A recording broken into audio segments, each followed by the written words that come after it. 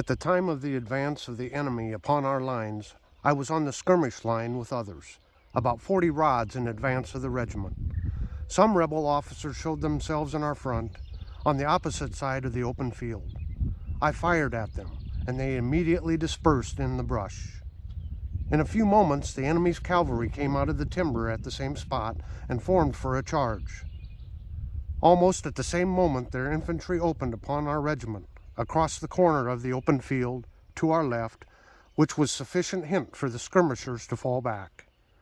This was done in some haste after delivering their fire, from which 2 of the enemy fell. The cavalry charge upon the right of our brigade very soon followed. On reaching the company, I dropped into a shallow and dry depression, and while regaining my wind, I heard the sharp crack of a rifle, saw the smoke rise from a treetop, heard a thud in my rear, and glancing back, saw Matthias Hutchison sink down without a groan. His father went to him, raised his head, but immediately laid it down, saying, "He is dead.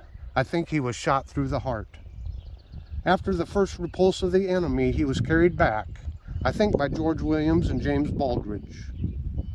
In all the charges on our line after the death of his son, Captain Hutchison encouraged us by his voice and his example, taking no thought for himself. When the last charge had been repulsed, and the enemy had passed us in strong force on both our flanks, Colonel Scott came to Captain H and told him we were completely cut off from the main body of our army, and he asked if he had any suggestions. Captain H replied, "Let us stay right here."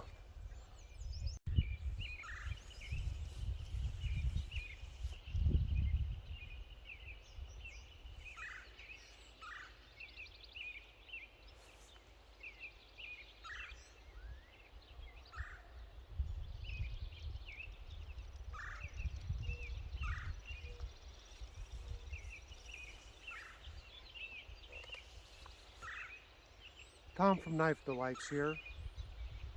Thank you so much for clicking onto this video and indulging me as I give this very important message here today. That opening was an account of the Battle of Pleasant Hill. The Iowa 32nd Volunteer Infantry Regiment participated. They were in the center of the line that day.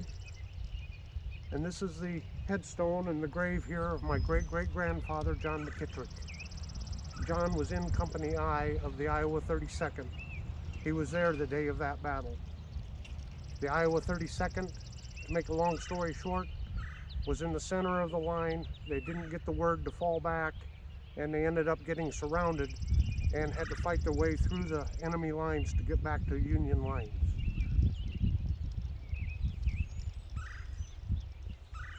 I wanted to make this Memorial Day video in advance of Memorial Day because I want to encourage everybody to understand what Memorial Day is about and to remember. Well, Congress set aside this day so we could remember, so that we could go to the gravesites, so we could remember our veterans, so we can remember all of those that gave the ultimate sacrifice, and also to honor those veterans who served before us and are now not with us. Attend a Memorial Day service. Nearly every community has one, whether it's put on by the American Legion, Veterans of Foreign Wars, AMVETS, or whatever organization. This is a special day. Let's remember their sacrifice. I'm doing this unscripted. I'm getting a little bit of loss of words, and I always get emotional. I can't explain the sense that how I feel when I come and visit his grave, knowing the sacrifice that he made. Now, he did survive the battle and survive the war and lived on for several more years. But I guess I should mention we're in Union Cemetery here in Humboldt, Iowa. And this cemetery is full of Civil War veterans. And the monument that you see at the center of the cemetery there in the opening shot, why, it lists all the veterans of the Civil War that are buried here, and They also have plaques showing some of the major battles that these veterans participated in. I know this is a knife channel, but you know what? Every now and then we have to stop and we have to give thanks. We have to give thanks to the Lord Almighty, our Creator, for giving us the opportunity, the prosperity to purchase knives, to have a YouTube channel. My cup runneth over with all of His blessings. And right along with that, we need to honor and we need to remember the sacrifice of these veterans. If you can't attend a ceremony on Memorial Day for whatever reason, so be it. Reach out somehow. Send a note, a card of thanks to the local VFW post or you know, whatever veterans organization is in your area. Do whatever you can. Fly your flag on Memorial Day. I can't even begin to imagine. When I read the accounts of what these soldiers did during the Civil War, the hardships they endured. You know, I am part of a reenactment group, and my very first day I went, it was a single day event, and it was hot, and we're wearing these wool uniforms, and it was in the 90s. And me and my buddies, we were on our way home, driving home in the air-conditioned car and trying to guzzle Gatorade because we had sweated and we were tired and our backs hurt from marching. And I turned to the other guys, I says, listen to us sounding like a bunch of schoolgirls whining and complaining. We went out and played for just a few hours and look at how tired and wore out we are. I can't even imagine through the marching and the mosquitoes and the heat and the sleet what they did, the sacrifices, the hardships that they endured. It is just beyond, I can't even imagine it. And it's not just these veterans, it's the veterans ever since the inception of our great nation, from the Revolutionary War to the present day. Take time, folks. Take time to go to one of these programs on Memorial Day. Maybe you'll meet some of the families of you know, a family that's lost a family member. You know, you want to do something for veterans? Well, let's do something for their families too. Go show them your support. Thank them. Thank the family for their sacrifice.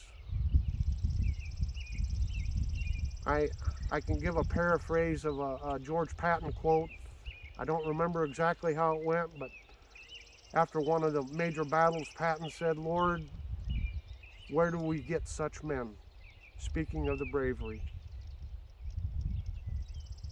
So I'm going to conclude here at Great Grandpa's grave. I have one other relative buried here, and we'll go over to his grave.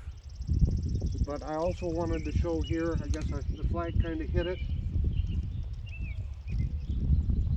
But if you'll see this right here, it says GAR on it. That stands for Grand Army of the Republic, and that was a veterans organization formed by Union soldiers after the war. So we're going to take a walk to the other side of the cemetery.